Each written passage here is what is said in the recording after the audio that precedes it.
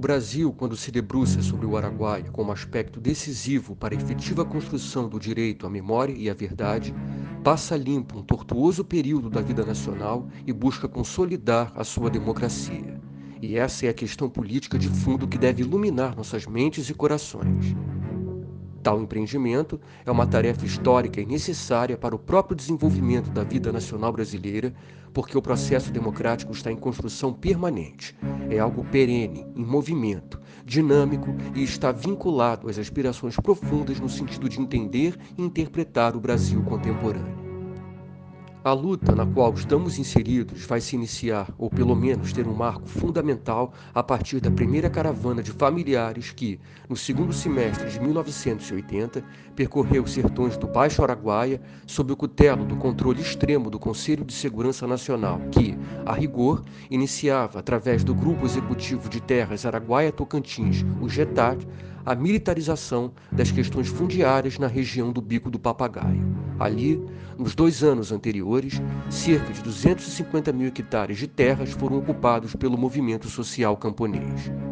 Pensemos na fibra daqueles pais e mães, já idosos, percorrendo de ônibus ou em barcos a imensa região banhada pelo Rio dos Carajás e todos, segundo o que conta a memória, sem reclamar de absolutamente nada, a não ser das forças repressivas de então que fez de seus filhos pessoas desaparecidas.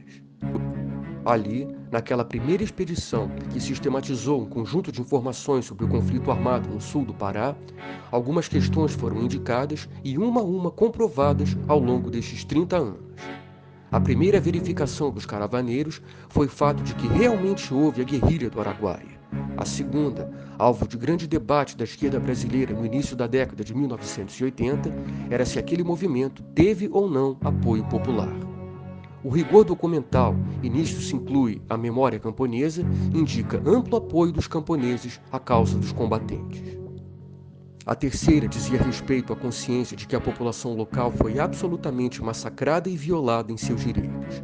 E a decisão de anistiar e reparar economicamente muitos daqueles torturados é um importante passivo em direitos humanos do país que, infelizmente, não se concretizou em função da extemporânea liminar do juiz federal substituto da 27ª Vara do Rio de Janeiro, José Carlos Zebulun, em ação proposta pelo advogado João Henrique Nascimento de Freitas, assessor jurídico do deputado estadual Flávio Bolsonaro. Em 1 ano e meio da concessão da anistia pelo Ministério da Justiça e a respectiva reparação econômica para os 45 camponeses ainda suspensas, 5 desses anistiados, todos lavradores do Araguaia, foram a óbito. O último, João Teodoro da Costa, faleceu em 21 de novembro do corrente ano no leito do Hospital Público da Palestina do Pará e fez lembrar para seus familiares, em suas derradeiras palavras, que se a decisão da comissão de anistia tivesse sido cumprida, ele, João Teodoro, não estaria ali no leito de morte. A quarta e última conclusão da caravana de 1980 fora o fato de que muitos guerrilheiros haviam sido presos com vida e se encontravam desaparecidos.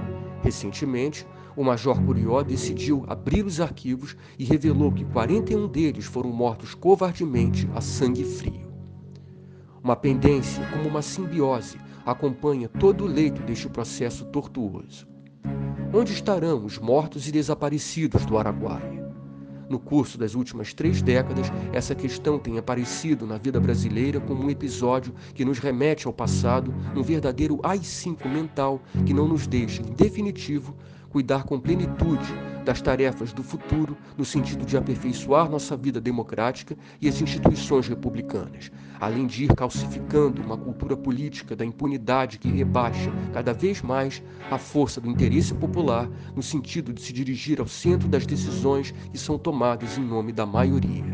Ora, por que não é em nome da verdade e da justiça que votamos ou somos votados? A questão é que os recalcitrantes que insistem em esconder ou destruir arquivos são espécimes unidos pela força gravitacional do obscurantismo que só existe e terá vida enquanto o nosso processo democrático não for aperfeiçoado. E elevar o nível da democracia brasileira passa por resolver em definitivo os arquivos que toda a sociedade tem direito de conhecer, além de fazer a entrega daqueles que continuam desaparecidos. Essa é uma tarefa de feição democrática que as instituições brasileiras têm a missão de realizar. Questão a saber e se haveremos de nos render aos recalcitrantes que fizeram da tortura prática costumais do aparato estatal brasileiro. Aqui vale a lembrança de um lema da antiga UDN: o preço da liberdade é a eterna vigilância. Quando a nação brasileira provar o milenar direito de poder enterrar, com as honras de nossa época, aqueles que lutaram pelo futuro que afinal estamos vivendo, teremos consolidado um importante passo para que o passado jamais retorne às nossas casas com suas madrugadas sombrias. Cada vez mais creio que a superação de toda uma época histórica é, sobretudo, decisão política.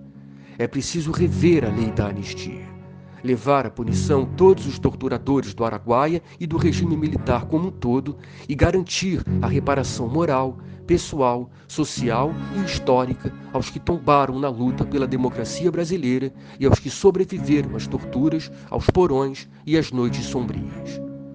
Só assim nunca mais as manhãs ensolaradas do nosso país serão assombradas por novos defensores do fascismo.